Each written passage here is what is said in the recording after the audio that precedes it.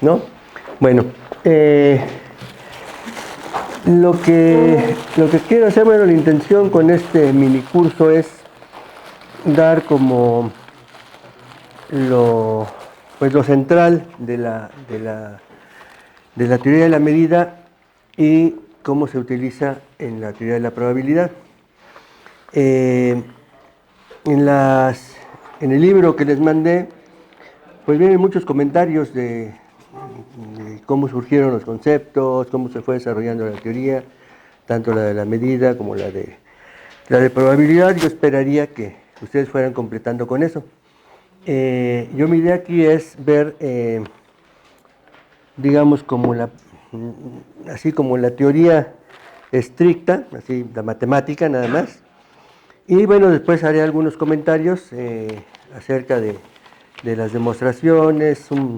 Bueno, haré algunos comentarios y si ustedes tienen también comentarios, pues serían bienvenidos. Entonces, la demostración o la construcción de la medida de Lebesgue, que es el tema de hoy, viene en el libro, de hecho de ahí voy a tomar la demostración, pero más que eso, bueno, la idea sería que pudiéramos pues intercambiar opiniones, ideas acerca de esto. A ver dónde está esto. Vamos a ver. 5, 6, 7.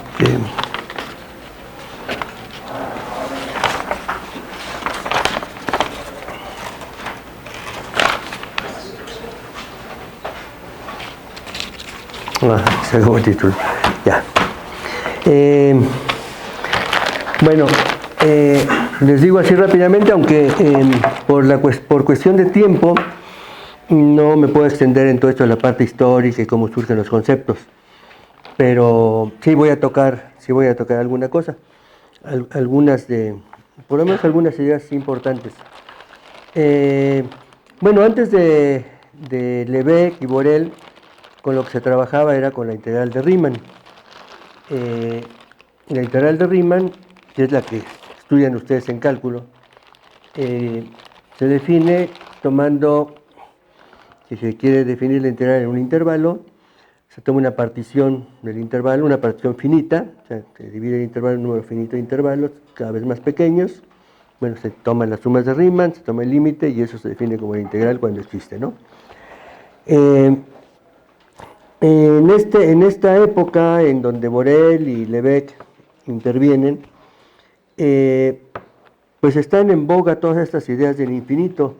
Cantor ya había dado sus contribuciones, o sea, toda esta cuestión del infinito y los infinitos. Entonces, esto es importante porque precisamente una de las cosas que dan cabida a la medida de Lebesgue es el paso de lo finito a lo infinito. Lebesgue lo que hace es cambiar, digamos, las particiones finitas por particiones infinitas, de alguna manera, más o menos, es una de las ideas, ¿sí?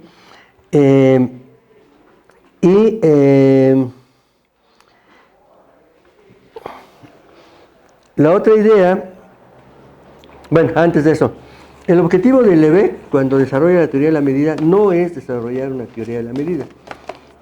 Su objetivo es desarrollar una teoría de integración. Desde antes se habían dado cuenta que la integral de Riemann no era suficiente para atacar algunos problemas. Es decir, había funciones que pues, no eran Riemann integrables, pero que eran interesantes desde el punto de vista matemático o de las aplicaciones. Y entonces, precisamente, Lebesgue lo que pretendía hacer era dar una definición de la integral más general que la de Riemann, es decir, en la que con esa definición hubiera más funciones integrables, ¿sí? Ese era el objetivo de Lebesgue. De hecho, el artículo, la tesis de Lebesgue se llama, bueno, el libro por lo menos se llama bueno, de hecho ni siquiera habla de la integral, el objetivo finalmente era tratar el tema del desarrollo de una función en serie trigonométrica. Es un problema que venía desde Fourier. Fourier había afirmado que toda función se puede desarrollar en serie trigonométrica. Eso causó mucho revuelo porque algunos matemáticos decían, no puede ser, toda función se puede desarrollar como series trigonométricas, siendo las funciones trigonométricas son periódicas y cualquier función se podría desarrollar así. Y dentro de la problemática que se planteaba en este problema del desarrollo de una función en serie trigonométrica era la definición de la integral. Si ustedes ven la demostración de Fourier de que toda función se puede desarrollar en serie trigonométrica, él parte ya de una definición de la integral, parte de la definición de la integral como geométricamente, es decir, decía la integral de una función no negativa no es más que el área bajo la gráfica de la función. Entonces cuando él integraba, decía no hay ningún problema con eso, decía bueno, pues si tiene una función, tomemos el área bajo la gráfica de la función y es su integral. Decía, no hay absolutamente ningún problema. Así no decía más, decía, no hay ningún problema con la integral. Después hacía otras cosas con la integral, como hacer la integral de una suma infinita de una serie, y la igualaba con la serie de las integrales, y tampoco lo justificaba, simplemente lo hacía. Y bueno, esas cosas llevaron a la necesidad de definir de una manera precisa, bueno, qué se entiende por la integral. Además de que en el siglo XIX, Fourier es del 1820, ¿no? Por ahí así, el trabajo de Fourier, ¿alguien lo conoce? Más o menos, ¿no? O sea, ya estamos en el siglo XIX. El siglo XIX es conocido como el siglo del rigor en el análisis. Antes se trabajaba mucho con ideas geométricas y a partir del siglo XIX, pues la gente se da cuenta que no es suficiente con lo geométrico. El teorema fundamental del cálculo se demostraba geométricamente, se hacía un dibujito, pero pues lo que se dibujaba pues eran funciones bonitas. Y se hacía la demostración y pues, muy bonita, geométrica. Pero se dieron cuenta que no era suficiente y entonces se dieron la tarea de algo así como aritmetizar el cálculo. Y bueno, vinieron una serie de matemáticos, entre ellos Weierstrass, que fue uno de los que más contribuyó, para crear el análisis matemático. Es decir, ya no basarse en la geometría, sino basarse en definiciones analíticas. Y bueno, eso fue lo que se hizo. Bueno, ya cuando el artículo de Riemann, que es de 1854 me parece, 54, 57, no me acuerdo, ya bueno, estaba toda esta idea de todo formalizarlo, ¿no? O sea, no basarse así en un dibujito, ¿no? Sino hacer definiciones precisas. La definición de la integral, en realidad de la integral de Riemann ya la había dado Cauchy. Uno se podría preguntar por qué se le llama la integral de Riemann y no la integral de Cauchy. La definición de Cauchy es exactamente la misma que la de Riemann, pero Cauchy lo que hizo fue definir la integral como la definió después Riemann solo para las funciones continuas y demostró que la integral, ese límite que define la integral, siempre existe. Y después, no sé si se puede considerar un error, bueno, fue el enfoque que le dio, no se basó en la misma definición para definir la integral de otras funciones. Empezó a atacar el problema de la integral de las funciones discontinuas, pero para cada tipo de función discontinua daba una definición de la integral. Es decir, no era la misma definición que para las funciones continuas.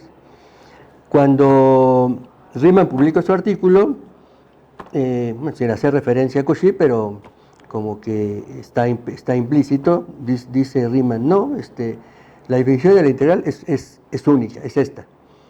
Si esos límites de las sumas de Riemann, bueno, lo que ahora se llama sumas de Riemann, existen, a eso le vamos a llamar la integral de la función, sea como sea la función, tenga discontinuidades o no tenga discontinuidades. Y se abocó al problema de caracterizar a las funciones que son integrables.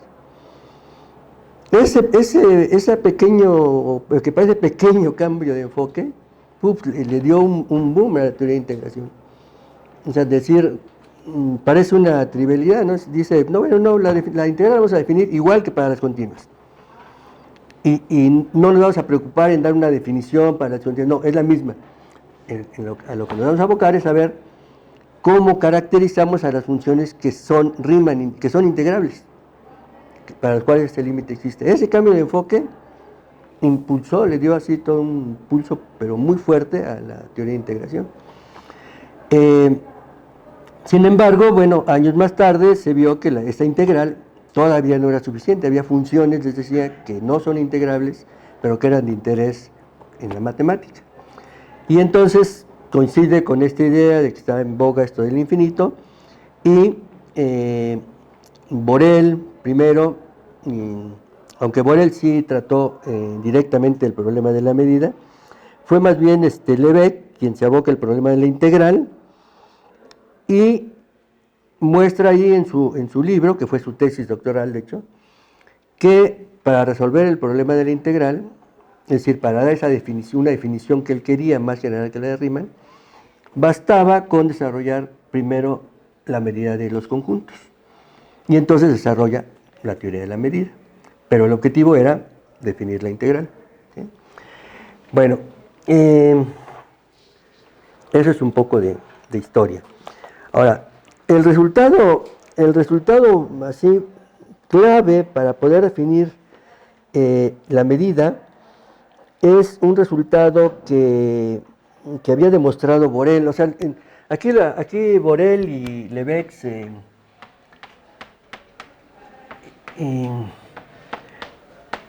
pues se unen en determinados momentos, incluso después se pelean porque Borel publica un libro donde dice que, un artículo así gigante, donde dice, no, todo lo que hizo Lebesgue ya lo había hecho yo.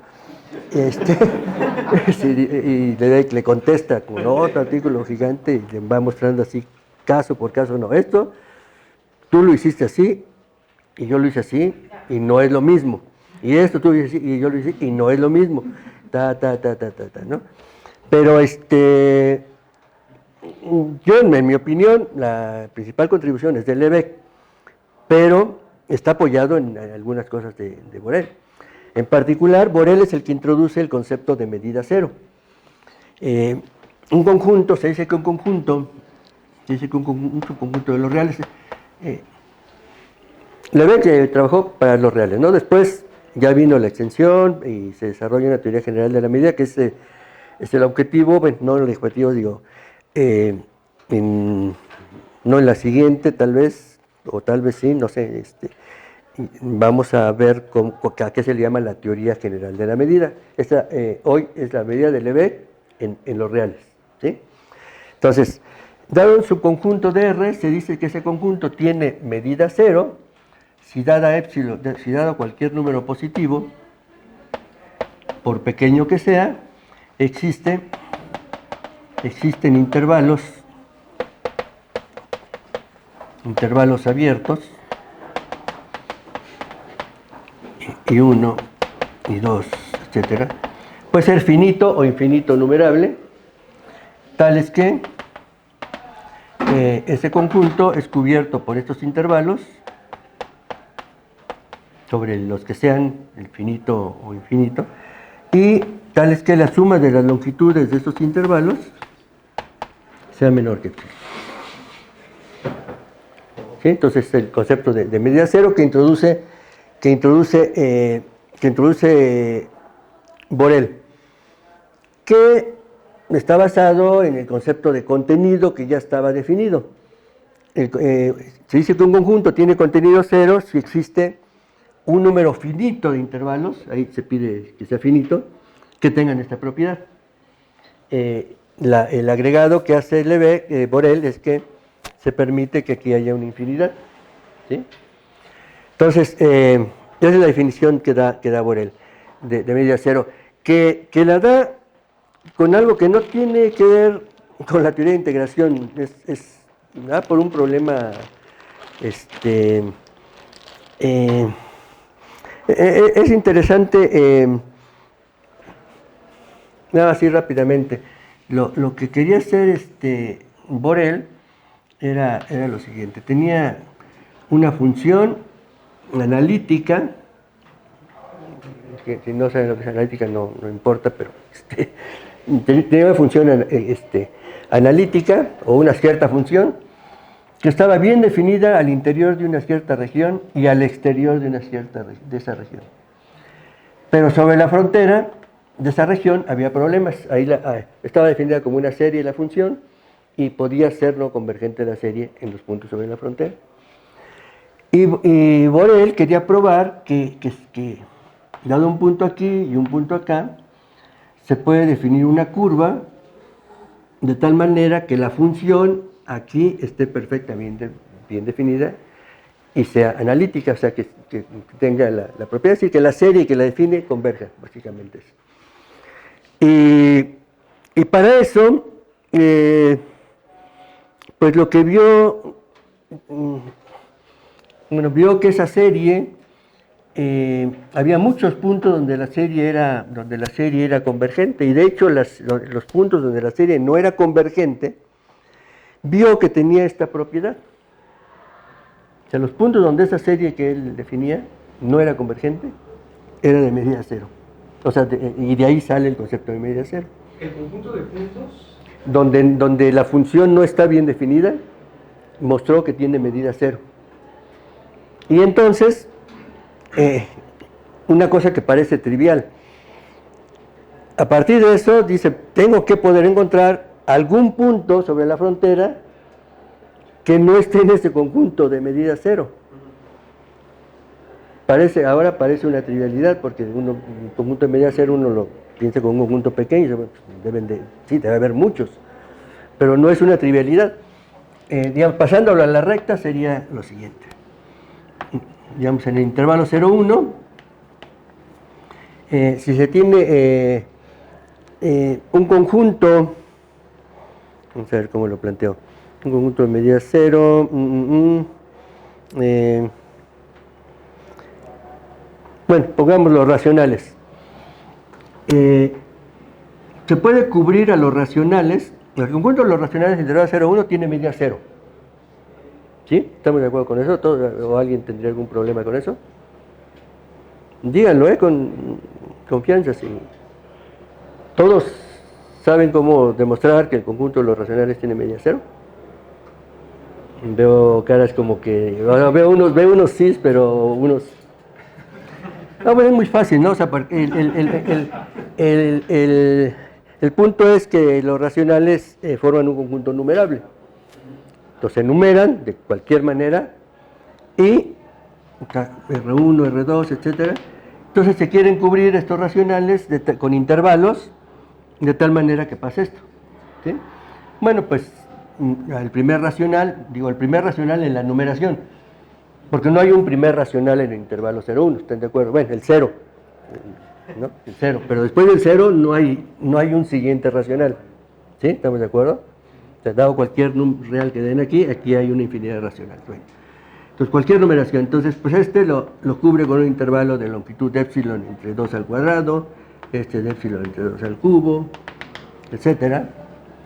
Y bueno, todos estos intervalos cubren a los racionales y la suma de estos pues va a ser epsilon por la suma de 1 entre 2 al cuadrado más 1 entre 2 al cubo, etcétera, que es un medio. Entonces la suma es epsilon entre 2, que es menor que epsilon. Entonces los racionales tienen medida cero, ¿sí? Ahora fíjense qué cosa curiosa con los reales y los racionales, ¿no? Esta parte me gusta porque se da uno cuenta de que uno trabaja con los números reales y dice uno, los números reales son facilitos, ¿no? Pero aquí, por ejemplo, yo la primera vez que vi esto me pregunté, bueno, a ver, estamos cubriendo los racionales con intervalos abiertos. Los racionales fueron un conjunto denso. Entonces yo me pregunté, bueno, ¿qué no cubren a todo el 0,1 esos intervalos? No sé si les viene... O sea, aquí todo está lleno de racionales, ¿no? Y en cada uno pongo un intervalo abierto. En cada uno pongo un intervalo abierto. Así. Cubro todos los racionales con intervalos abiertos. Y yo digo, bueno, pues, como que tengo que cubrir a todos los reales allá adentro. ¿Sí? Parece, ¿no? Bueno, y Borel lo vio. Y Borel dice, no, tiene que haber algún punto que no esté ahí. Y y lo demostró. Pero para demostrarlo, tuvo necesidad de demostrar lo que ahora se llama el teorema de Heine-Borel sobre la compacidad, que dice que si se tiene una colección de, voy a ponerlo con intervalos abiertos, ¿no?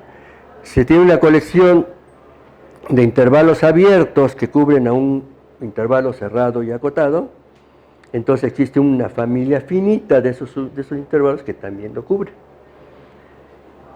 Demostró eso, y una vez demostrado eso, ya pudo demostrar que hay puntos ahí que no están en eso, que están fuera de eso. Y no solo que hay puntos ahí, sino que hay una infinidad, y de hecho que hay una infinidad no numerable fuera de esa cubierta. Y bueno, de ahí viene este problema que también lo resolvió Borel, que es el siguiente. Supongamos que un intervalo I está contenido en una unión de intervalos abiertos, pero no necesitan ser abiertos, pero vamos a ponerlos abiertos. Una unión infinita. Un intervalo cualquiera. Pero si quieren vamos a ponerle cerrado y acotado, o sea, compacto, y estos abiertos, para más fácil. Tales que... no, más bien así, no me voy a poner así. O sea, tenemos un intervalo cerrado y acotado, una familia de intervalos abiertos, y la suma de las longitudes de estos intervalos, sobre todo las K, es menor que la longitud del intervalo I.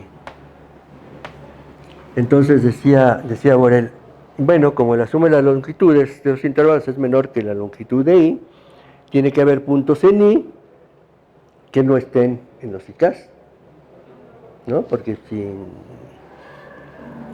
tenemos aquí el intervalo I y por aquí tenemos los que no tocan al conjunto, pues los podemos descartar, ¿no? Nos quedamos nada más con los que tocan al conjunto. Aquí es una infinidad de intervalos, pero la suma de las longitudes de estos es menor que la longitud de I. Entonces uno podría pensar, bueno, no, o sea, lo más será igual si es que están así, pero no podrían estar así porque como son abiertos tendría que ser de hecho mayor, ¿no? Entonces, bueno, para demostrar esto fue para lo que demostró lo que ahora se llama el teorema de Heine-Borel, porque si ustedes tratan de hacer una demostración directa de esto, van a ver que no es tan fácil. A ver si está claro el problema. Se tiene un intervalo, digamos un intervalo AB, intervalos IK que sean abiertos, acá, BK, con esta propiedad.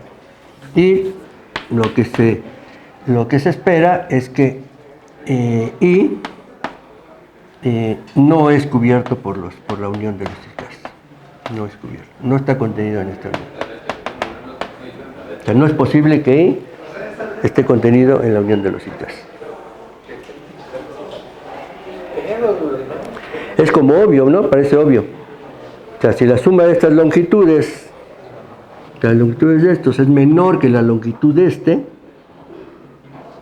pues ¿cómo va a estar va a contener a que tiene una longitud que es mayor que la suma de las longitudes de estos? Bueno, pero demostrar eso así directamente no es una trivialidad. Si se usa el resultado de Borel, que lo demuestra, Borel dice, bueno, en esta situación, pero es la primera demostración de este teorema, dice, bueno, para demostrar esto, voy a demostrar que si esto pasara, si pasara eso, existiría un número finito de estos que también cubren el intervalo I. Eso es lo que es el teorema de Heine-Borel. Bueno, ahí el teorema de Borel y después se extendió, Heine lo extendió y se llama teorema de Heine-Borel. Es el teorema de compacidad. Lo que está diciendo es que este intervalo es compacto, ¿no? Es la propiedad de los compactos. Un conjunto es compacto si dada cualquier cubierta del conjunto mediante conjuntos abiertos, existe una subcubierta finita. ¿Sí? Si digo algo que no se entiende o que todavía no ven, díganlo, o si voy rápido, o si voy lento, me dicen, ¿sí? O si tienen preguntas, o si quieren hacer una declaración, adelante. Entonces, de hecho, después es la definición de compacidad. Se dice que un conjunto es compacto si dada cualquier cubierta de conjuntos abiertos del conjunto, existe una subcubierta finita. ¿Sí? Resulta que en Rn los conjuntos compactos son los conjuntos que son cerrados y acotados, pero en cualquier espacio topológico no. O sea, eso es en Rn. ¿Sí? Y por eso la definición de compacto general es la otra. Un conjunto compacto se da cualquier cubierta con abiertos y existe una subcubierta finita. Bueno, entonces Borel demuestra que si pasa esto, entonces existe un número finito de estos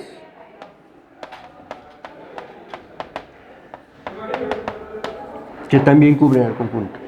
Y ahora sí, si pasa eso, la suma de las longitudes de estos pues es menor que la suma de todos, es menor que la longitud del intervalo. Ahí sí, en el caso finito, no hay problema de probar que si la suma de estos es menor que la longitud de esto, esto no es posible. En el caso finito, porque ahí sí se pueden manejar los puntos, no se puede poner el primer intervalo o el que toca A y luego definir un segundo intervalo. Es un número finito, o sea, con lo finito se puede trabajar, con lo que es muy difícil de trabajar es con la infinidad, porque la infinidad de intervalos, no sé, podrían estar por aquí acumulados en un punto algunos, una infinidad, por acá otros. O sea, no los podemos ordenar. En cambio, si es un número finito, pues se puede trabajar fácilmente. Entonces, cuando se baja de lo infinito a lo finito, pues ya, como esto no es posible, pues mucho menos, pues esto tampoco es posible. ¿Sí? Entonces, bueno, este resultado después es el que utiliza Lebesgue para definir la medida. O sea, este resultado de que se tiene un intervalo. Después se puede extender ya a un caso general. Si un intervalo cualquiera, no tiene que ser cerrado y acotado, que es cubierto por una unión de intervalos, los que sean abiertos, cerrados, semiabiertos, semicerrados, como sea. Y entonces, si pasa esto, entonces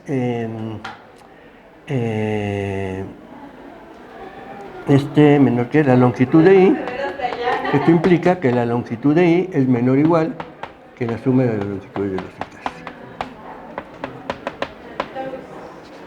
O sea, no puede ser que esta suma sea menor que esta. O sea, esto implica esto. ¿Sí? Ese es como el resultado clave para poder definir la medida de Lebesgue. Si un intervalo es cubierto por una unión de intervalos, los que sean, una colección infinita de intervalos, entonces la longitud del primer intervalo es menor o igual que la suma de las longitudes de los intervalos que lo cubren. ¿Sí? El resultado era de Borel, pero Lebesgue lo utiliza para definir pues lo que ahora se llama la medida de Lebesgue. Pero es el resultado básico y después vamos a ver que de hecho para poder construir una medida cualquiera vamos a requerir de un resultado como ese o de una propiedad parecida a esa. Si no se tiene, no se va a poder construir una medida en Rn o en un espacio abstracto. Siempre vamos a necesitar de una propiedad parecida a esa para poder construir una medida. Eso lo vamos a ver un poquito después. Sí. Perdón, ¿a qué nos referimos en este momento para poder construir una medida? Porque no lo hemos definido. Ajá, es que precisamente cuando la defines pides eso de alguna manera. No pides eso, pero... Para construir la medida, prácticamente todas las medidas se construyen. Algunas medidas se podrían dar explícitamente, pero en general para tener una medida se realiza un proceso de extensión. O sea, se parte de la medida de una familia de conjuntos y se trata de extender ese concepto de medida a una familia tan grande como se pueda. Acá abajo, en este caso con la medida de Lebesgue que tenemos la medida de los intervalos. ¿Sí? Eso está bien definida. ¿En la medida de Lebesgue? En la medida de Lebesgue. Si partimos de que ya está definida la medida de un intervalo. La medida de un intervalo es su longitud. ¿Pero qué no la medida de Lebesgue nada más se parte de la medida del intervalo 0, 1 y ya después es donde se demuestra que el problema de la medida? No, necesitas... Lebesgue pide... no, Lebesgue pide que la longitud del intervalo sea su longitud. Tú dices que basta con que la longitud del 0,1 sea 1 y que sea invariante bajo traslaciones. A ver, Esteban. Eso en realidad es la parte de las propiedades geométricas que se esperaban de la medida, pero según yo sí se comenzó, o sea, la verdad no tengo las fuentes históricas para afirmarlo, pero, o sea, usualmente al menos como vienen los libros es siempre directamente con asignar a cada intervalo la diferencia de sus extremos, que además es la definición que se tenía de antes de la medida de Jordan, que es como también parte de lo precursor en todo el trabajo de Borel, ¿no? Puede ser que como es invariante bajo traslaciones, entonces se podría hacer algo de este tipo, ¿no? Déjame revisar, o también ustedes pueden revisar el libro de Lebesgue, cómo lo plantea, porque si es invariante bajo traslaciones y está el 0,1, entonces si partimos este en 2, la medida de este tiene que ser igual a la medida de este. Y bueno, como se pide que la medida sea finitamente aditiva, por lo menos, pues la medida de este más la medida de este es 1, y entonces cada una tiene que tener medida 1/2, la longitud del intervalo. Hay un problema con los puntitos, ¿no? Porque hay que probar que el punto tiene medida 0. Y así podemos ir partiendo esto, y tenemos todos los intervalos con los racionales diádicos, que es ir partiendo esto entre 2, y de ahí podemos tener todos los intervalos y llegar a que la medida de un intervalo es su longitud, pidiendo... O los racionales, sí, también. Es que además como es una problemática más geométrica, Ajá. Justamente por el desarrollo histórico que tuvo, que fue más, digamos, del lado aritmético, algebraico, siento que esto no fue hasta después que se hicieron la pregunta, porque si no yo creo que hubieran comenzado definiendo a partir de esas propiedades de las medidas. Aquí Esteban tiene algunas ideas muy interesantes de cómo otro enfoque, ¿no? Que como que aclara mucho, ¿no? Sí, en realidad esos son como más bien parte de lo que surgió a partir del trabajo de Karateodori. O sea, como que las preguntas geométricas de la medida, porque yo siento que no empezaron a agarrar forma hasta que Karateodori se metió. Que es ahí donde surge el método general de construcción de medidas. Sí, de hecho, la condición de que la medida sea invariante bajo traslaciones se quitó. Y después una medida ya no se le pide que sea invariante bajo traslaciones. Pero bueno, como quiera que sea, si se tiene esta propiedad, igual se tiene que la medida de un intervalo es su longitud. Y vamos a partir de eso, que la medida de un intervalo es su longitud. ¿Sí? Después vemos eso, pero sí es interesante la pregunta. Entonces, la medida de un intervalo es su longitud, y ahora se trata de ver a qué otros subconjuntos de los reales se les puede asignar una longitud. ¿Sí? Y bueno, ya voy al meollo del asunto. Lo que hace Lebesgue es... Se puede hacer en el 0,1, es un poco más fácil, pero aquí lo tomo en los reales, lo voy a hacer en los reales. Vamos a ver acá.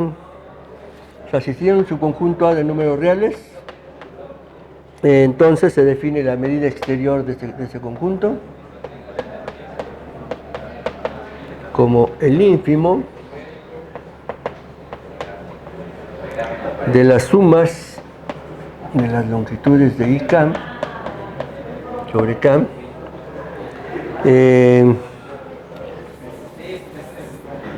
sobre todas las sucesiones de intervalos tales que A es cubierto por la unión de estos. Para facilitar se podría pedir que estos sean abiertos, pero no hay necesidad. A ver, no estoy escribiendo así muy formalmente. Esto es el ínfimo de estas sumas, tomado el ínfimo sobre todas las familias de intervalos que tengan esta propiedad. ¿Sí? Entonces tomamos cualquier familia de intervalos que cubra esto, sumamos, y ese es un elemento del conjunto. Y así otra familia es el elemento del conjunto medio. El ínfimo de todos esos, eso es lo que le llama la medida exterior. ¿Sí? Que no es tan novedosa porque, bueno, viene de hecho de Jordan. Jordan lo hizo para definir el contenido exterior, pero tomando aquí familias finitas. ¿Sí?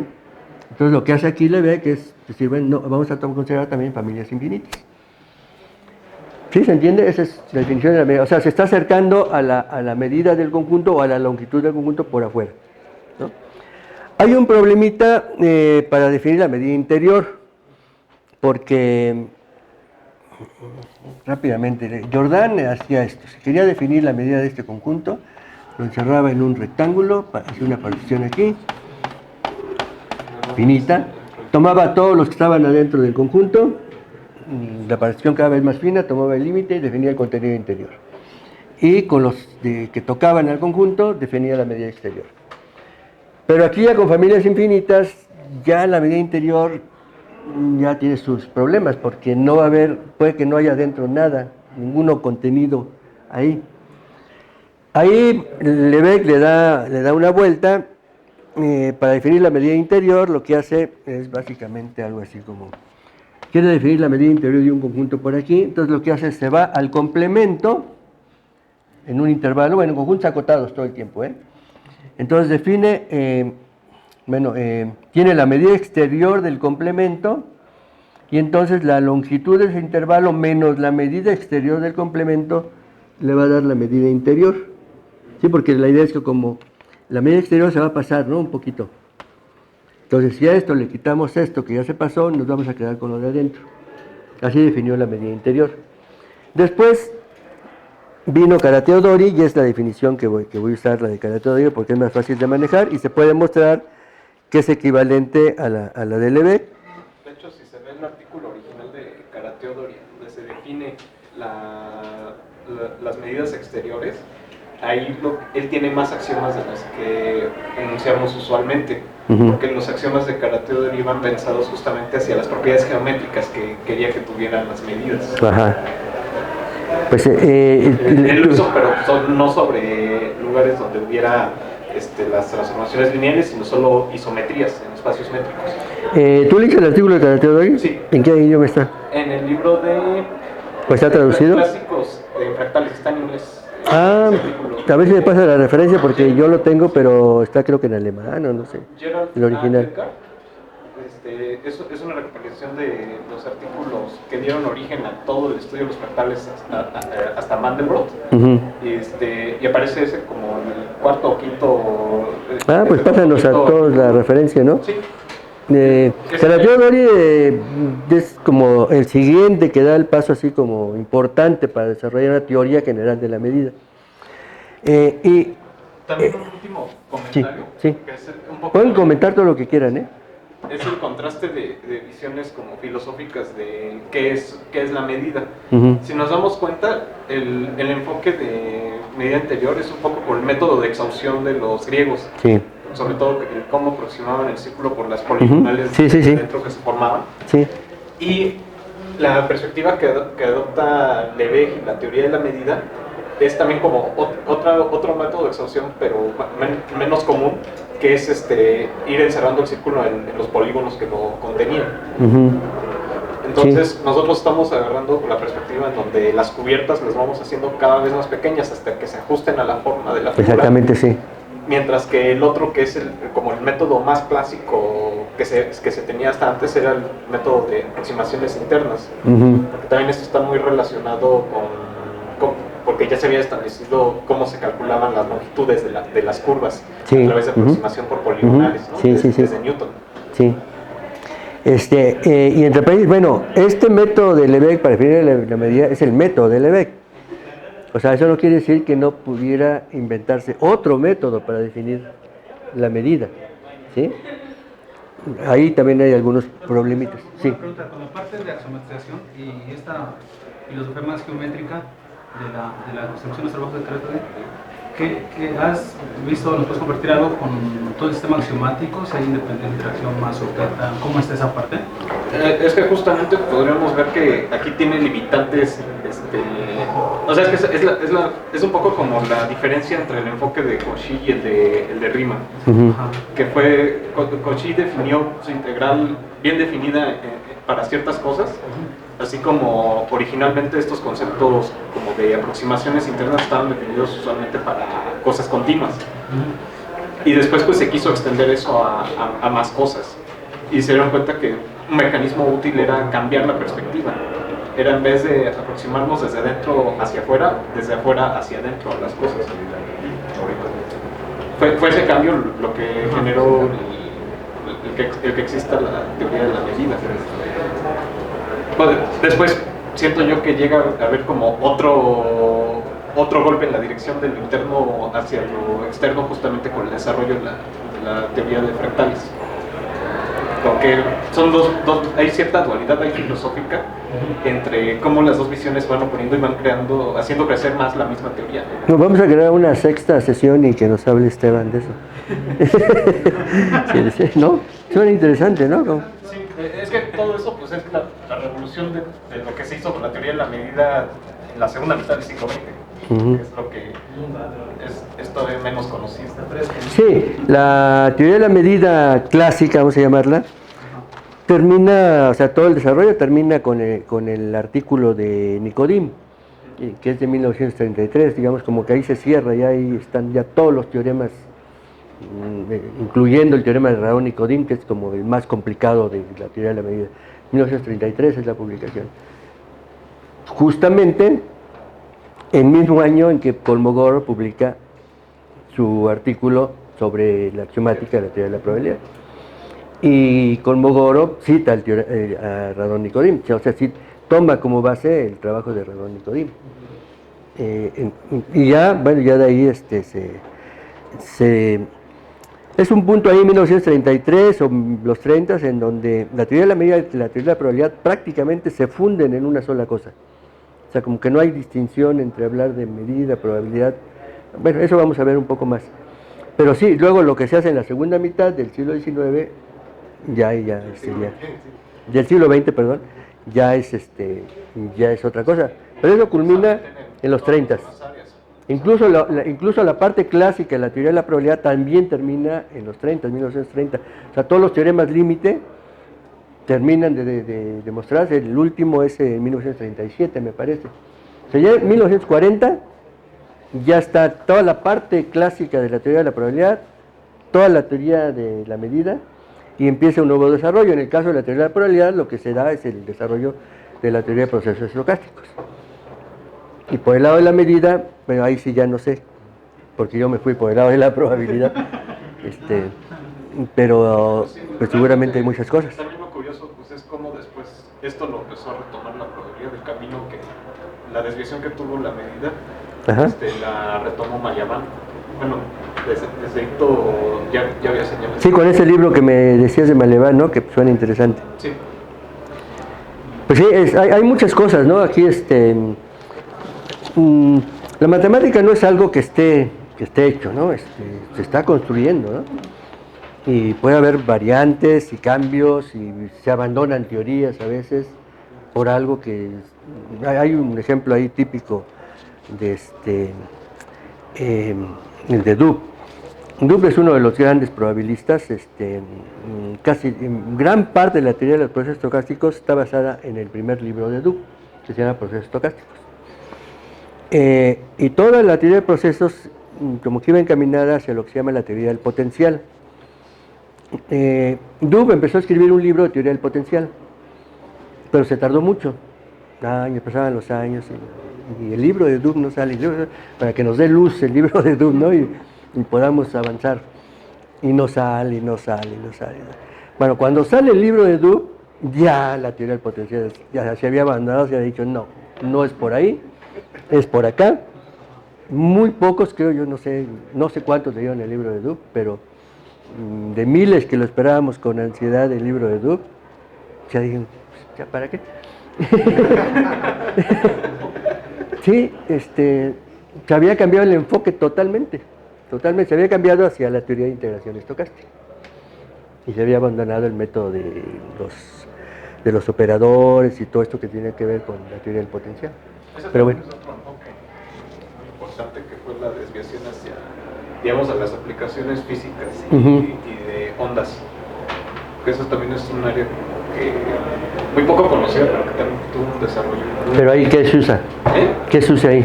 En general, pues lo que pasa es que junta de todo. Ajá. Empieza a combinar las herramientas del análisis armónico con nuestras herramientas de medida. Y empiezan a hablar ya de teoremas espectrales y medidas espectrales. Sí. Bueno, ¿no están aburriendo? ¿No? Bueno. Yo puse mi alarma para las 8:20. ¿Qué hora es? Porque no, ¿qué hora es? 8:15. Ah, bueno, porque yo paro a las 8:30 y después vienen ustedes. No, bueno, ahorita ya, pero pueden intervenir en cualquier momento. A ver qué alcanzo a decir más de esto. Bueno, entonces, les decía, la definición de Lebesgue define la medida interior y bueno, define que un conjunto es medible si su medida interior es igual a su medida exterior. ¿Sí? Es un poquito complicado de manejar esa y voy a usar mejor la definición de Karateodori. Se dice que esta es una definición. El problema de la definición, la definición de Lebesgue pues es como intuitiva, ¿no? Si la medida exterior es igual a la medida interior, el conjunto es medible. La definición de Karateodori es como más analítica, no se entiende muy bien por qué, pero es equivalente a la de Lebesgue. E contenido en R es medible. Si pasa esto. Si la medida exterior de cualquier subconjunto de R es igual a la medida exterior de ese conjunto intersectado con E, más la medida exterior de ese mismo conjunto intersectado con el complemento de E. Esa es la definición de medibilidad. Sí. Ajá, bueno, lo que pasa es que la medida exterior que definía Lebesgue era exclusivamente como para conjuntos acotados. Sí. Aquí el E y el A forzosamente también deben de ser acotados. No tienen que ser acotados. No, De los dos.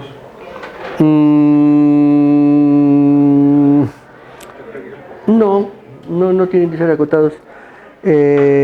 No, vamos a ir con conjunto E contenido en R, cualquiera, es medible. Si pasa eso, si pasa esto para todo A, subconjunto de R. Sí, de hecho es para todo A subconjunto de R. No, pero entonces, ¿cómo le hacemos para la medida exterior del conjunto A si no está acotado? No sería la medida exterior que definía Lebesgue, sería otra medida exterior que... Si no está acotado, a ver, ayúdenme. Pues no hay ningún problema con que la medida sea infinita, ¿sí? Pues ahí está. Esta es la construcción de Karateodori. Sí, si tienes un conjunto que no está acotado, pues lo cubres con una infinidad de intervalos que cubran a los reales, ya tienes una cubierta. Tomas el ínfimo de todas y tienes la medida, que podría ser infinita. O sea, la medida exterior podría ser infinita. Pero no te convence. También no hay problema con que aceptemos que hay conjuntos que miden infinito, ¿no? Sí, bueno, de hecho los reales, la longitud de los reales, pues digamos como que intuitivamente uno piensa, pues, con esta definición tiene que resultar ser infinito. No, y además sí. De hecho los reales es un conjunto medible.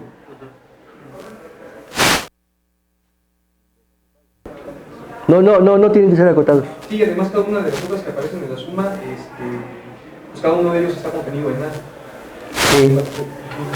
Sí, el único problema que podría haber es que restáramos dos infinitos, ¿no? Pero no, o sea, allá son, las medida exteriores es no negativa y entonces allá, pues lo más que puede pasar es que son de infinito. ¿Sí? No hay ningún problema, pueden ser no acotados. ¿Sí?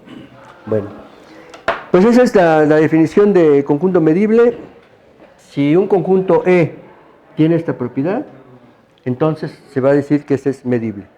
Y a la familia de conjuntos medibles, bueno, pues les llamamos, por ser Lebesgue el que los definió, conjuntos Lebesgue medibles. O sea, todos los que tengan esa propiedad, eso es la, ¿cómo hago la L? Ahí ya se me olvidó, ya, así, Bueno, una L. Una L, así. La medida de Lebesgue. Medida de Lebesgue. Es una L gótica. Eso quiere decir que faltan 10 minutos de mi exposición. Uy, no lo puedo quitar.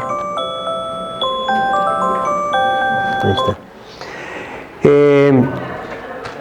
Bueno, lo que sigue ahora pues sería, ya que tenemos la definición de medibilidad, pues es demostrar las propiedades que tiene esa definición. ¿Qué se les antoja que tendríamos que demostrar?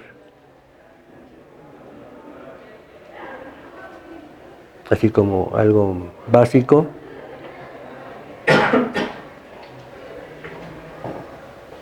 La unión de dos cosas medibles se esperaría más que fuera medible. Que fuera medible, que ¿no? sean ajenas, ¿no? Sí. Y antes de eso, Lo trivial podría ser. Lo trivial. El vacío es medible. el vacío es medible, que un intervalo sea medible y que su medida sea la longitud del intervalo. A ver, demostrémoslo. Sí, eso si ese conjunto es medible, sí pasa eso. Demostremos que un intervalo es medible. Y que su medida... bueno. Si el conjunto es medible, se define su medida como la medida exterior. ¿Sí?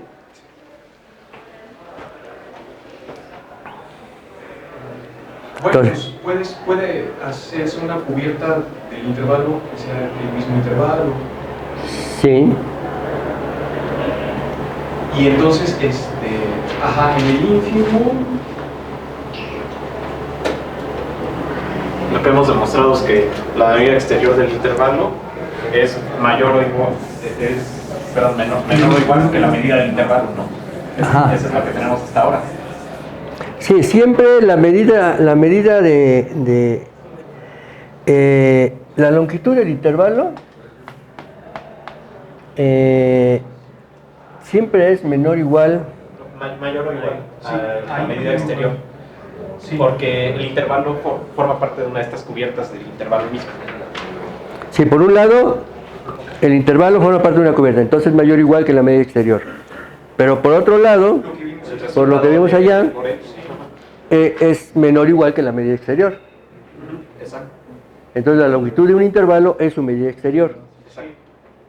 Sí, bueno, habría que ver ahí los detallitos. Entonces la longitud del intervalo, la medida exterior del intervalo es su longitud. Es la primera cosa que habría que probar, que bueno, aquí dieron ya una prueba. La medida exterior de un intervalo es su longitud. Ahora, ¿es medible? Porque el que su medida exterior sea la longitud no significa que sea medible. Para que sea medible tiene que cumplir esta propiedad.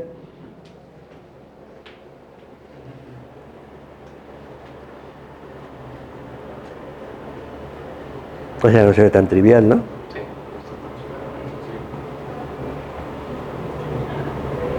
De hecho, no me acuerdo cómo se demuestra. A ver, la secuencia es la siguiente.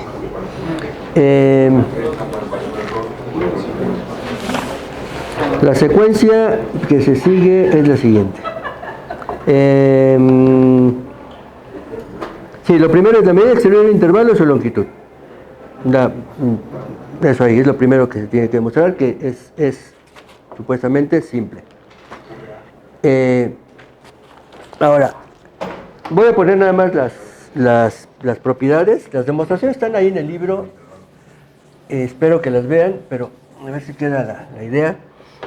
Pues primero se demuestra esto. Voy a escribirlo acá. La medida exterior de un intervalo es su longitud. Para eso no necesitamos la definición de la medida, ¿no? La definición de medibilidad. O sea, desde la definición de medida exterior se puede probar que la medida exterior de un intervalo es su longitud. ¿Sí? Y para eso se utiliza este resultado.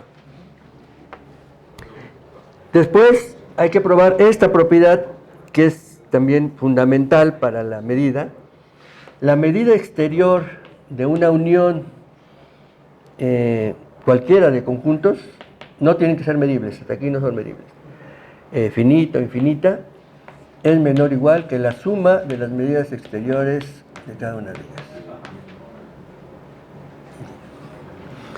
Esto lo que está diciendo, con esta propiedad se le llama la propiedad de sigma subaditividad de la medida exterior. ¿Sí? Cuando pasa eso, de hecho podría ser más general, ¿no? Si un conjunto está contenido en una unión, la medida exterior de este es menor o igual que la suma de las medidas exteriores de los de acá. ¿Qué es en esencia aquello? ¿Sí? Si un conjunto está contenido en una unión de acá, entonces la medida exterior de A es menor o igual que la suma de las medidas exteriores de los acá. ¿Sí? Eso se llama la sigma subaditividad de la medida. También es relativamente fácil probar eso. Y es fundamental. De hecho, Karateodori, después de Lebesgue, el trabajo de Lebesgue es de principios del siglo XX, el trabajo de Karateodori es de 1914. Karateodori parte de una medida exterior. O sea, él dice, vamos a decir que tenemos una medida exterior y se tienen esas propiedades. Y una de esas propiedades es esta. Esta. Es una de las propiedades de la medida exterior. Y a partir de ese concepto de medida exterior, define la medibilidad de un conjunto, así como está aquí. Y se desarrolla una teoría de la medida que permite después definirla en espacios, ya no solo en R, en Rn, sino espacios más generales. ¿Sí? Entonces medible si pasa esto, y después se demuestra que la familia de conjuntos Lebesgue medibles forma un álgebra de subconjuntos de R. ¿Qué quiere decir que forme un álgebra de subconjuntos de R? Que si un conjunto es medible, su complemento también es medible. Ese es inmediato, ¿no? De la definición. Si E es medible, entonces tiene esta propiedad, entonces su complemento también es medible porque tiene esta propiedad. ¿Sí? Entonces, si un conjunto es medible, su complemento también es medible. La que no es tan simple es probar que si tenemos dos conjuntos medibles, la unión de ellos también es medible. ¿Sí? Bueno, se prueba eso, que pasa eso, y entonces, bueno, el total es medible, la medida del total de los reales, o sea, el conjunto de números reales es medible, y entonces tiene lo que se llama un álgebra. Un álgebra es una familia de conjuntos que contiene al total, en este caso los reales, que es cerrada bajo complementos, es decir, si un conjunto está en la familia, entonces su complemento también, y es cerrada bajo uniones numerables. ¿Sí? Uniones finitas. Entonces dice que tiene un álgebra de subconjuntos, en este caso de R. Entonces la familia de conjuntos medibles forma un álgebra de subconjuntos de R.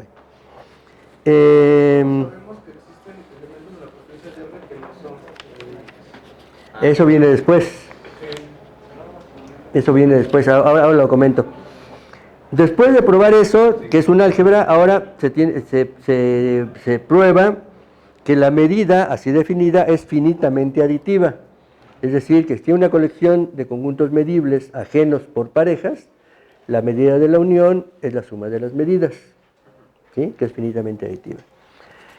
Luego se prueba que la familia de conjuntos de Lebesgue medibles no solo forma un álgebra, sino que forma una sigma álgebra, que es lo mismo que el álgebra, pero las uniones, o sea, cerrada bajo uniones infinitas numerables. O sea, cerrada bajo complementos, contiene el total, y es cerrada bajo uniones infinitas numerables. ¿Sí? Entonces, se prueba que la familia de conjuntos medibles forma una sigma álgebra. Y se prueba entonces que la función que asigna a cada conjunto Lebesgue medible su medida es una función no solamente finitamente aditiva, sino sigma aditiva. Es decir, se tiene una colección infinita numerable de conjuntos medibles ajenos por parejas, la medida de su unión es la suma de las medidas. ¿Sí? Sí. Bueno, lo que pasa es que los axiomas que se piden en las definiciones de álgebra, de sigma álgebra, de medida, pues son axiomas precisamente que se piden porque al momento de tratar de construir medidas salen como por la fuerza. Sí. Es aquí donde se dan cuenta de que es aquí donde se resuelve la cuestión de aceptar la sigma-aditividad. Cuando extendiendo esta medida de Lebesgue, por fuerza va a ocurrir. Bueno, lo que pasa es que Lebeck se propuso definir una medida que sea sigma aditiva. Esto lo necesitaba para... Así de entrada, no, él dijo, voy a definir una medida que tenga esa propiedad, que tenga la propiedad de sigma aditividad. Era el objetivo. No se planteó el problema de si elige una sigma aditiva o una finita. No, él dijo, voy a construir una que sea sigma aditiva. ¿Por qué? Porque la de Jordan era solamente finitamente aditiva. Y si se quería una más general, decía Lebeck, pues vamos a pedirle que sea sigma aditiva. Entonces queremos construir una función medida que sea sigma aditiva. Vamos a ver después, ahorita entran los comentarios, además déjeme terminar, las demostraciones están en el libro, la medida de Lebeck, la medida que asigna a cada conjunto medible su medida es sigma aditiva. Luego, se demuestra que todo conjunto de medida exterior cero es Lebeck medible.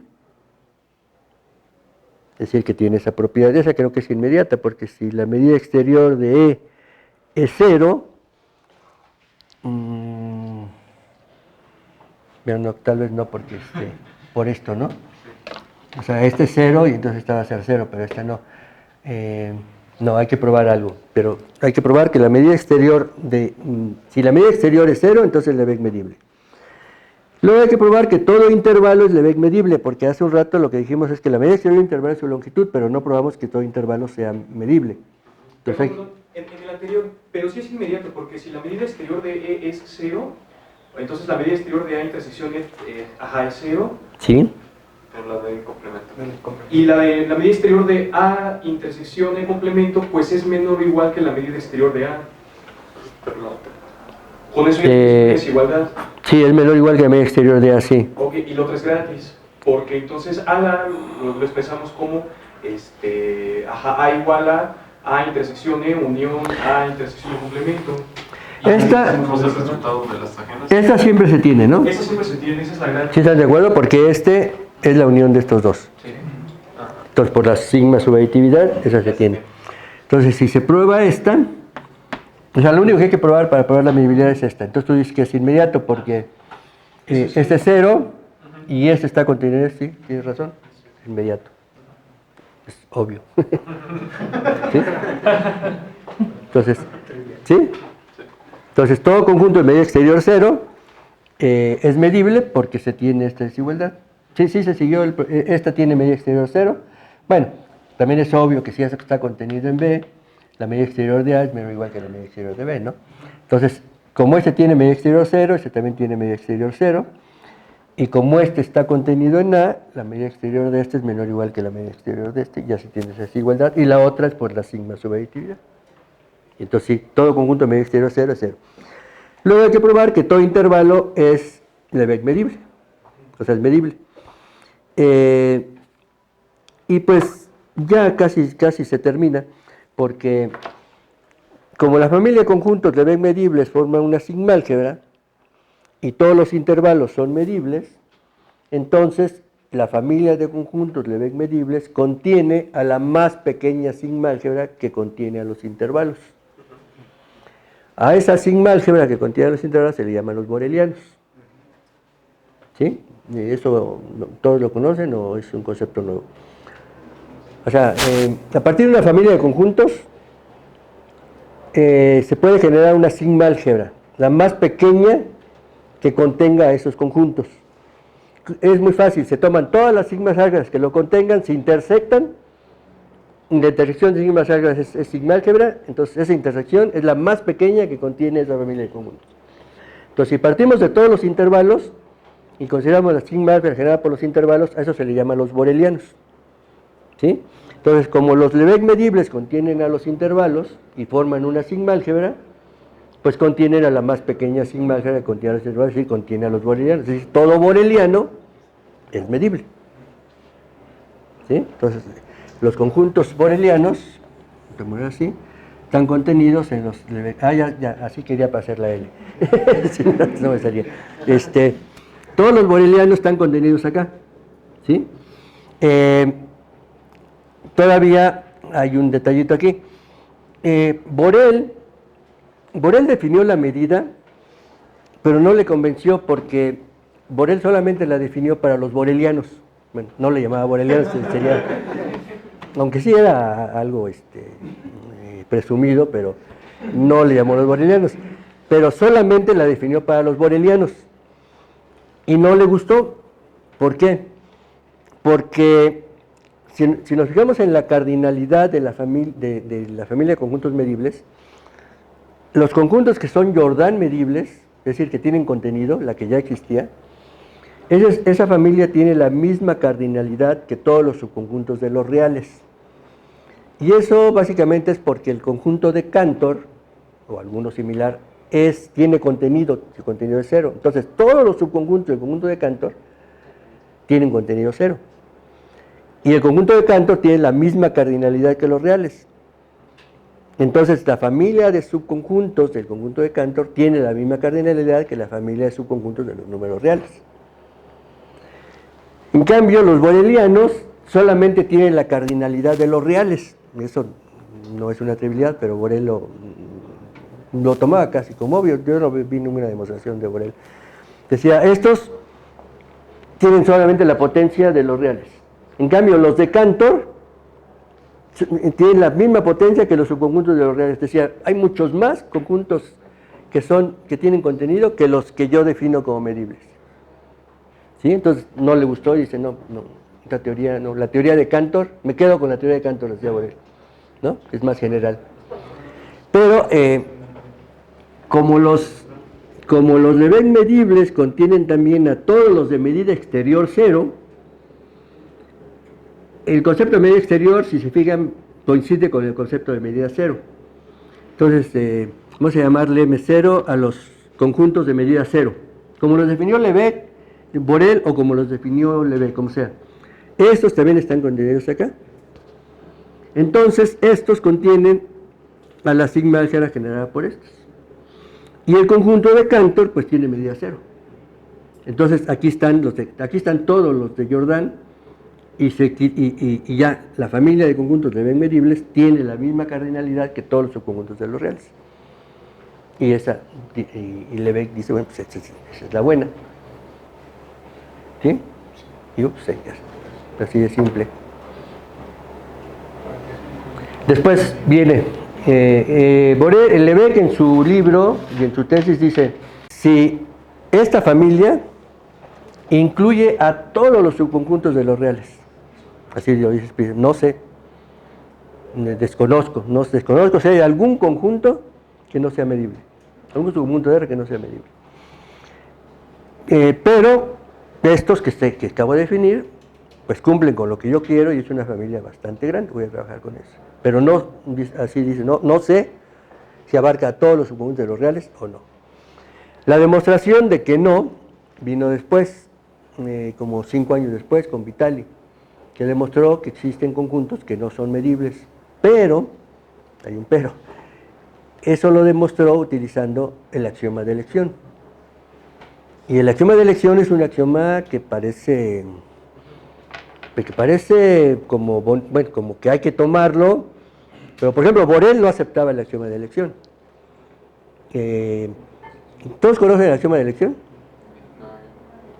El axioma de elección, a ver, así en términos así como un poco simples es, si tiene una familia de conjuntos cualquiera, y tomamos un elemento de cada conjunto, entonces se forma un conjunto. Y ustedes pueden decir, bueno, pues sí, ¿no? Pues tomamos uno de cada uno, se forma un conjunto. No, porque precisamente eso fue la crisis de la teoría de conjuntos, ¿no? No cualquier colección, eso que se enseña desde la primaria, secundaria, que es un conjunto, cualquier colección, no cualquier colección de objetos o lo que sea es un conjunto, no. Y eso vino con las paradojas de Bertrand, ¿no? Que demostró que no cualquier, el concepto de conjunto no es así, cualquier colección, la que sea, es un conjunto, no. Entonces, este axioma de elección no es una trivialidad, dice, tomemos un punto de cada conjunto, y dice el axioma de elección, se forma un conjunto.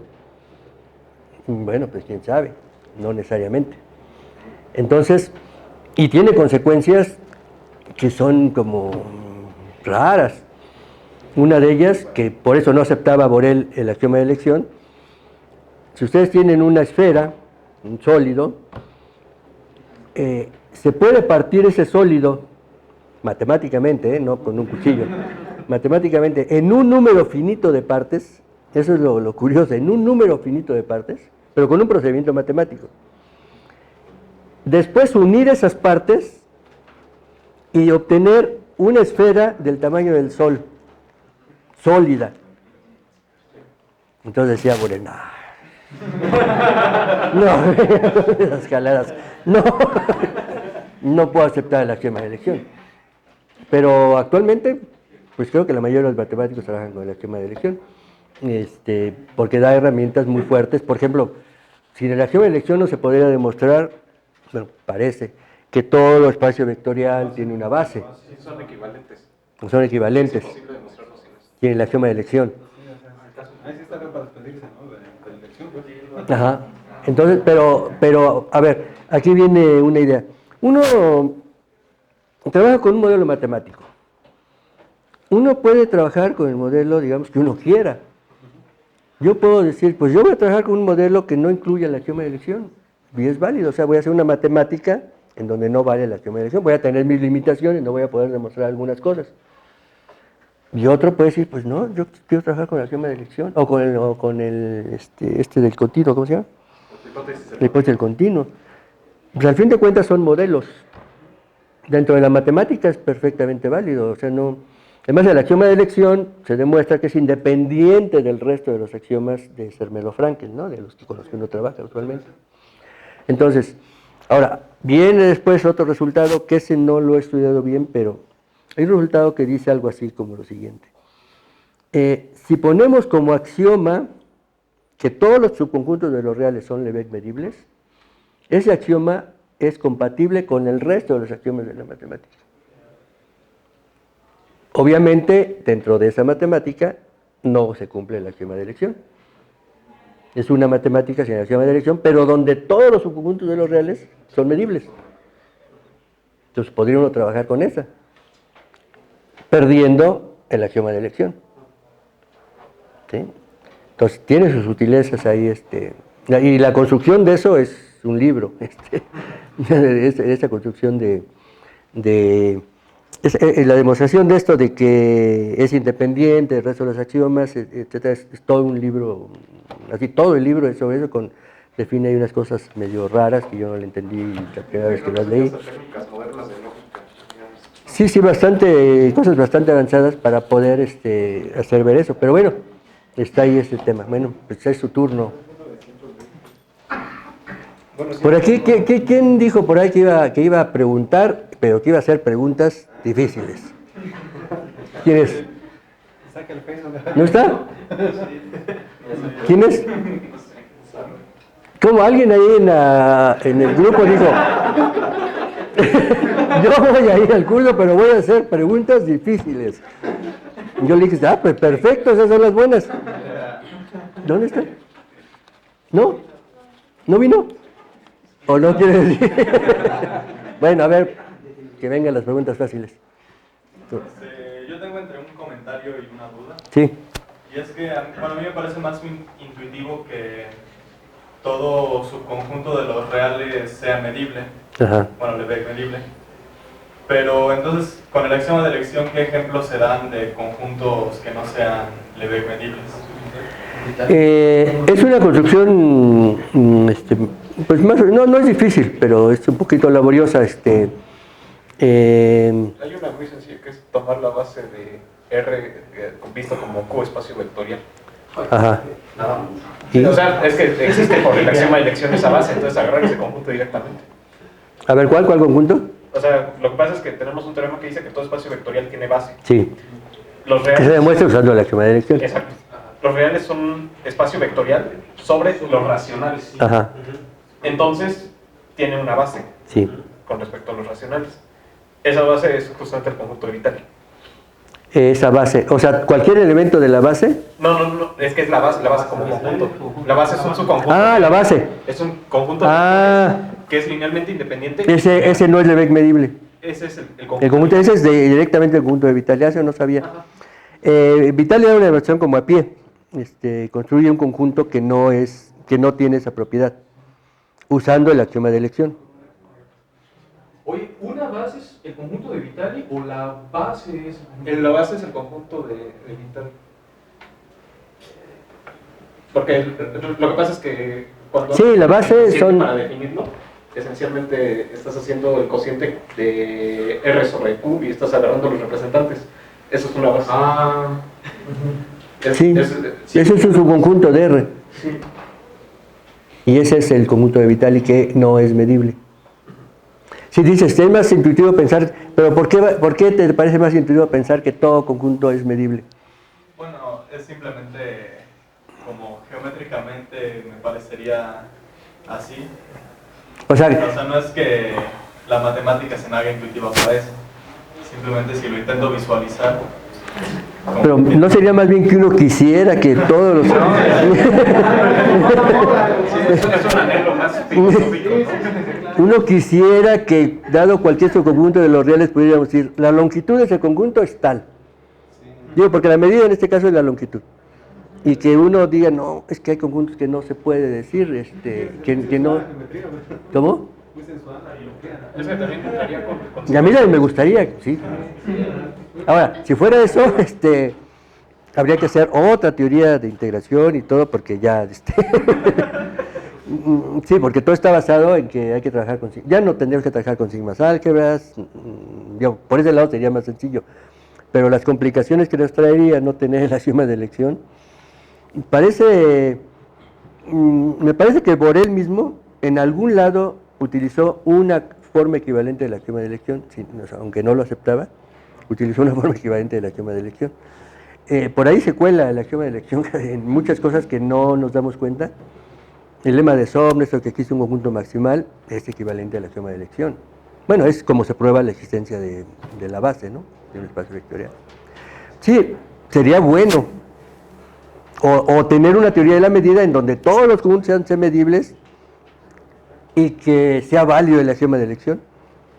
Pero eso está como en chino.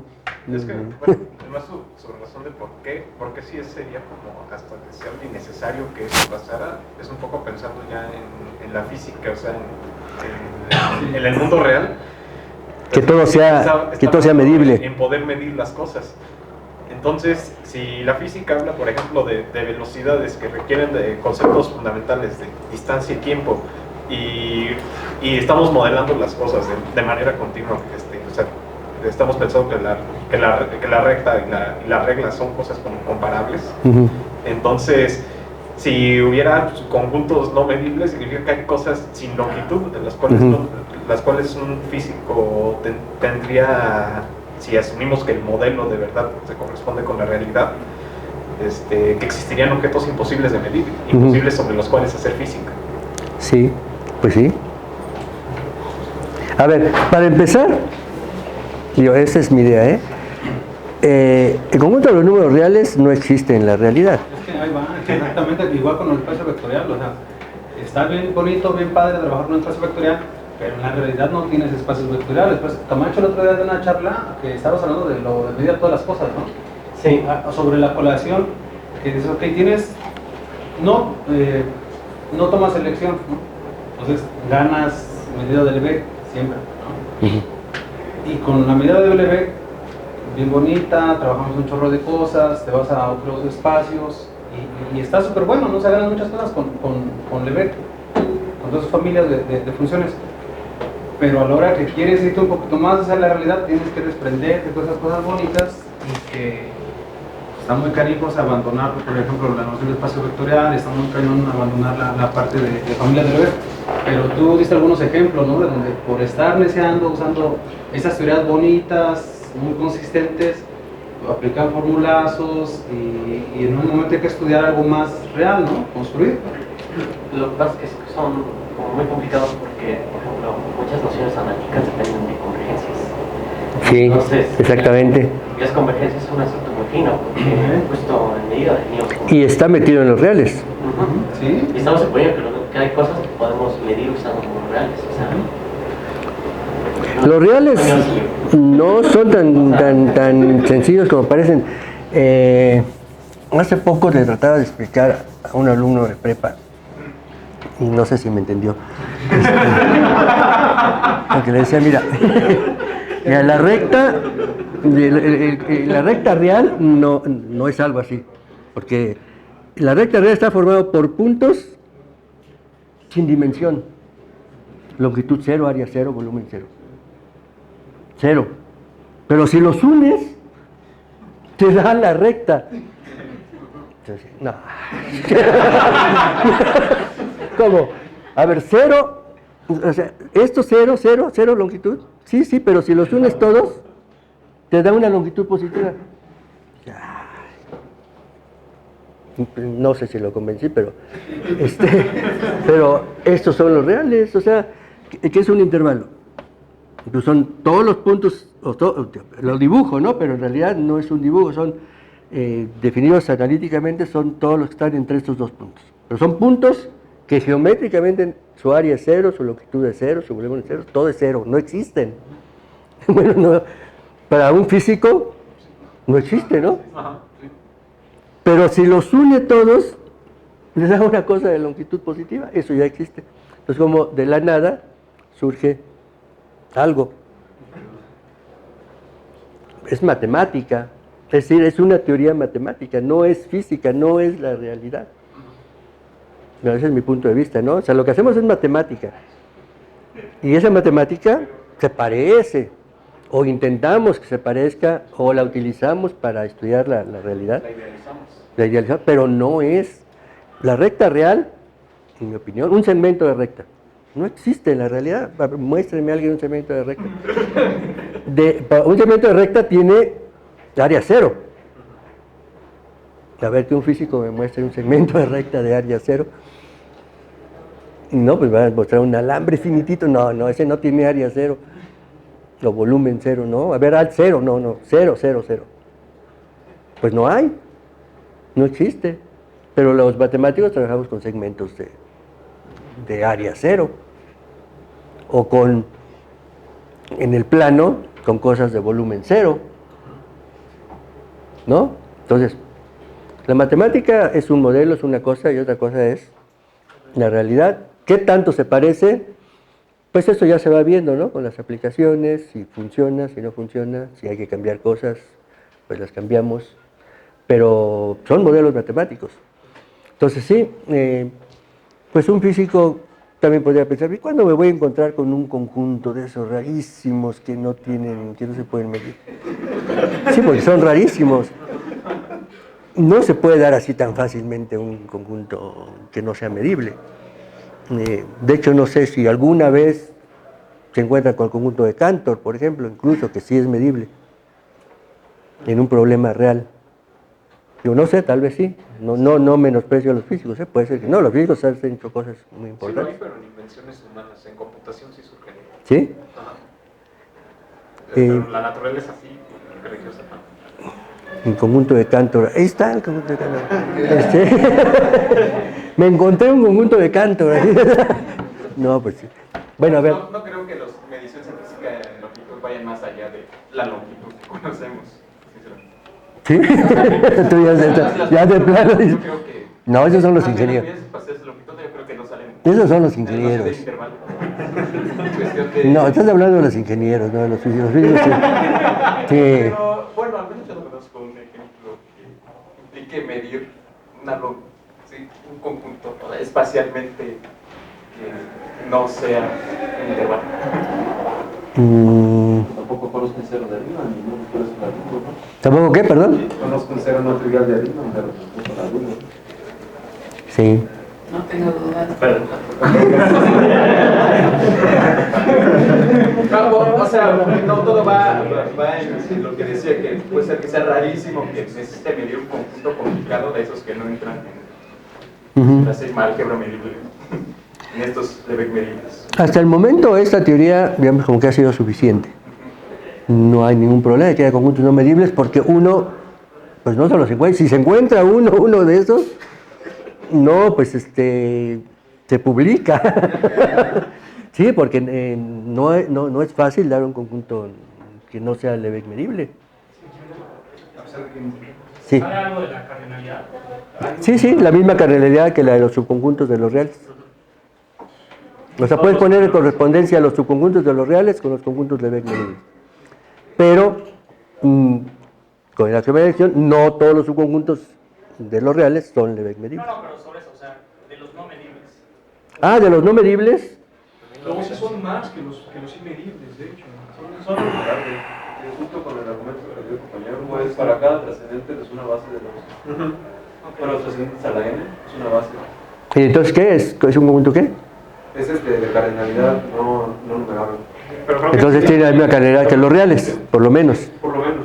creo que sí hay demostraciones de que es como la potencia de los reales, la cantidad de no. ¿La misma? Ajá.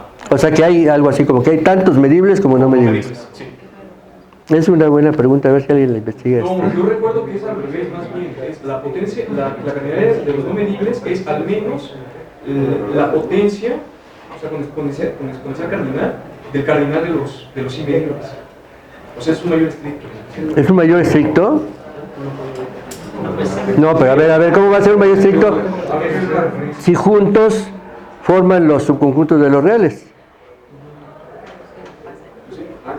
Entonces, tendrías un subconjunto con una cardinalidad mayor que la del total. Pero cardinalidad, digo, no estoy hablando de estoy hablando de otro infinito, de un Aleph 1.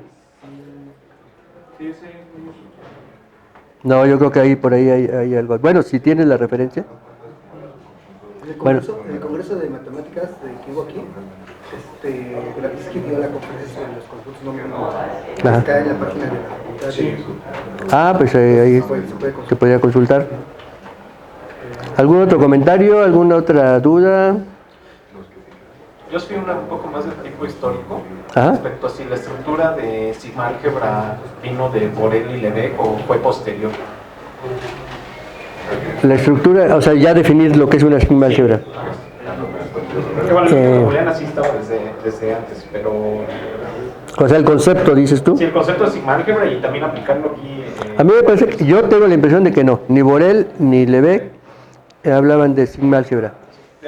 Hablaban de las propiedades, ¿no? O sea, una unión numerable es medible, pero no había el concepto así. Yo tengo la impresión que eso se da tal vez con Karateodori, hasta Karateodori, cuando ya se empiezan a dar las ideas de una teoría general de la medida. Y entonces ahí sí se hace necesario meter ya ese concepto para una medida en general. Pero me parece que no hablaban de sigma álgebras. Bueno, hay muchas cosas más que se pueden decir, ¿no? Un tema aquí que queda pendiente es, bueno, esa medida que construyó Lebesgue sobre los Lebesgue medibles, ¿es única? O sea, esa que asigna cada intervalo su longitud, que sea sigma aditiva, todo eso. Bueno, se puede probar que es única, no hay otra.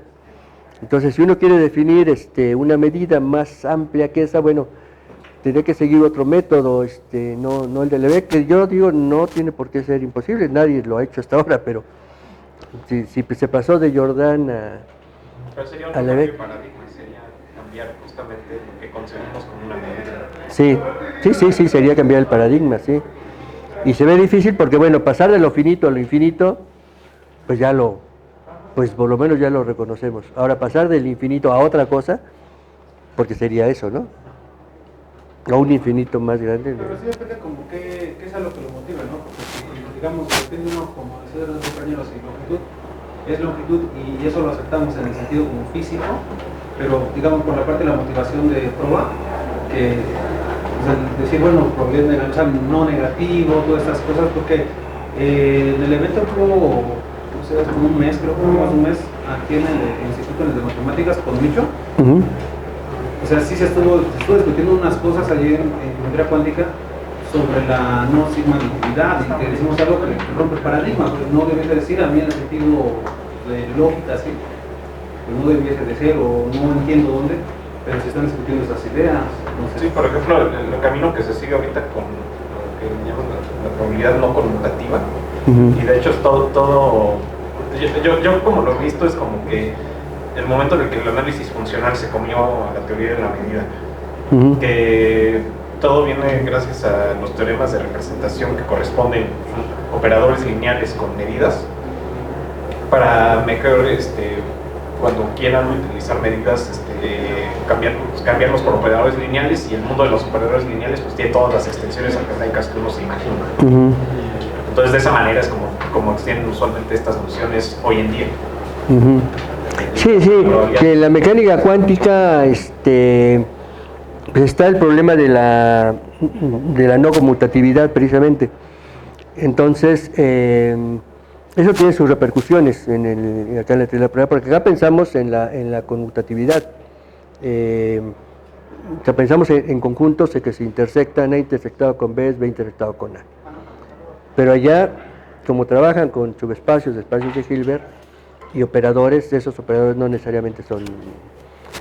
Las variables aleatorias en la mecánica cuántica es lo que le llaman los observables, que vienen a ser operadores sobre espacios de Hilbert. ¿Los que le llaman cómo? Observables, que son operadores definidos sobre un espacio de Hilbert. Ese es el equivalente de una variable aleatoria en la mecánica cuántica. Y esos tienen cosas parecidas a las variables aleatorias, pero ya tienen un comportamiento distinto. Puede haber operadores no conmutativos. Tú tienes dos variables aleatorias y dices X por Y es Y por X. Y allá si conmutas dos operadores no te da lo mismo. Sí. Eso va a ser productos de matrices. Sí. No pega muchas cosas. Es que estuvieron con unas cosas y todo lo que respecta si no entendí mal todo. Era sobre esta parte, o sea, el preguntar, no preguntar, sino decir, o sea, esta sigma aditividad, pues son casos obviamente que nos rompen el sentido que llevamos como el pensamiento. Esa sigma aditividad no se da, pues, entonces, pues al final ya es algo que no estás exigiendo a mano previo, que tienes que analizar, como empiezas a construir, ¿no? Que te motive la física o que te motive la parte formal. Borel dio un ejemplo de una medida que no es sigma aditiva, ¿no? Dice elijamos un número natural al azar. Entonces, con el modelo de probabilidad, ¿no? O sea, la probabilidad total es 1. Porque también uno se podría preguntar, ¿por qué no la probabilidad podría ser infinita? Pero bueno, ese sería otro problema. Con la probabilidad 1, entonces, se elige un número al azar, un número natural al azar. Es decir, todos tienen la misma probabilidad de ser seleccionados. Si la probabilidad de cada uno de ellos fuera positiva, la probabilidad del total sería infinita. Por lo tanto, la probabilidad de cada uno de ellos es 0. Y la suma de los ceros, la serie, pues es 0. Pero el total, los naturales, tiene probabilidad 1, porque el experimento consiste en seleccionar un número natural al azar. Entonces, la probabilidad del total es 1, y la unión de esos ceros, o sea, de la medida del 1 más la medida del 2 más la medida del 3, es 0. Esa medida no es sigma aditiva. Por eso Borel decía, la medida no es la probabilidad no es sigma aditiva, decía Borel. Es que es el mismo problema que el muchacho de prepa, ¿no? Como... Sí, es el mismo, sí. Pero él decía que la probabilidad no es sigma aditiva, y daba ese ejemplo, ahí está el ejemplo. Y una controversia ahí fuerte en los 30s, y a lo que se llegó fue que, pues sí, está bien, tu ejemplo está bien, está bonito. ¿Qué pasa? Bueno, simplemente ese no entra dentro de esta teoría. Le dijeron así a Borel. Pues sí, pues ese lo descartamos, ese, pues no se puede, sí, efectivamente, ese no entra aquí. Pero pues ¿cuál es el problema? Bueno, no entra y ya. Nos quedamos con los que sí se puede. Pero sí, tiene ese ejemplo. Alguien podría pensar, es imposible realizar el experimento de elegir un número natural al azar, ¿no? Pero si nos ponemos en ese plan, es imposible elegir un número real al azar en el intervalo 0,1. Y elegir un número al azar en el intervalo 0,1 es la base, así casi la base de la teoría de la probabilidad y de la teoría de la medida. Sin eso, casi no se puede hacer nada. Sin la posibilidad de elegir un número, es decir, sin la distribución uniforme, no se puede hacer casi nada. De hecho, están por ahí también los comentarios de Silvio De Finetti. Sí, De Finetti es quien defendía que la medida, la probabilidad es finitamente aditiva solamente. Y eso ahora se toma, los bayesianos dicen, perfecto, es la que nos sirve. El problema con la aditividad finita, sí existe una función que asigna a cada intervalo su longitud, que esté definida sobre todos los subconjuntos de los números reales y que sea finitamente aditiva. Sí existe. pero no es única. Ese es el problema, que hay una infinidad que asigna cada intervalo su longitud y que está definida sobre todo su conjunto de números reales y que es finitamente aditiva. Hay muchas. Y para los que siguen la estadística bayesiana o la idea de los bayesianos, perfecto, porque para los bayesianos la probabilidad es subjetiva.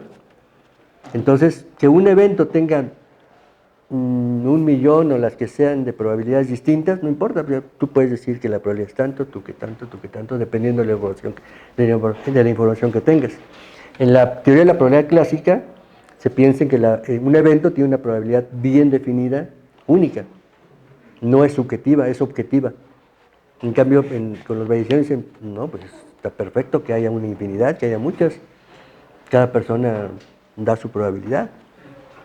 Y la teoría se desarrolla bastante, no se crean que la han desarrollado bastante. También hay una respuesta a eso por parte de Magellan. ¿Sí? ¿Qué dice?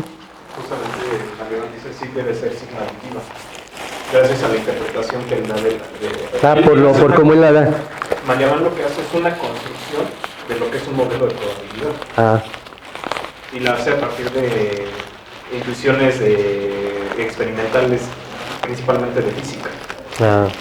Entonces él tiene ahí también su respuesta pues hay que ver este libro. Esteban nos sugiere leer el libro de Magellan, ¿no? Sí, yo recomiendo mucho el libro de Integration and Probability de Magellan. ¿Puedes ponerlo ahí en el grupo? Sí. La referencia. ¿Y dónde se consigue? ¿Y dónde se consigue? ¿Está en la biblioteca o está...? En la biblioteca hay 2 ejemplares, uno que no sabe y otro que sí sabe. Ahorita y se lo tienes tú. Yo soy... lo tienes tú.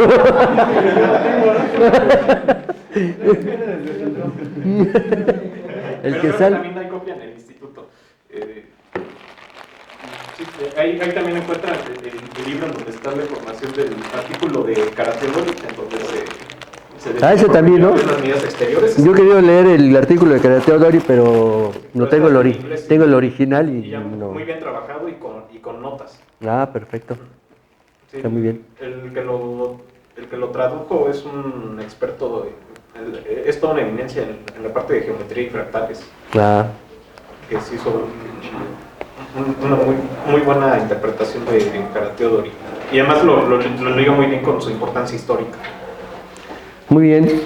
Bueno, así rápidamente, ¿qué les pareció? ¿Seguimos así o quieren que veamos más demostraciones? Porque hoy casi no demostré nada. Que me meta más en la parte teórica y demostrar, o así mezclado con comentarios. Está chido. Así estuvo bien, está mezclado. ¿Está bien así? Sí. A menos que haya que todos estén como de acuerdo que hay una demostración que necesita. Que habría que hacerla, pero que no se entiende, que no es muy clara. Sí, está bien.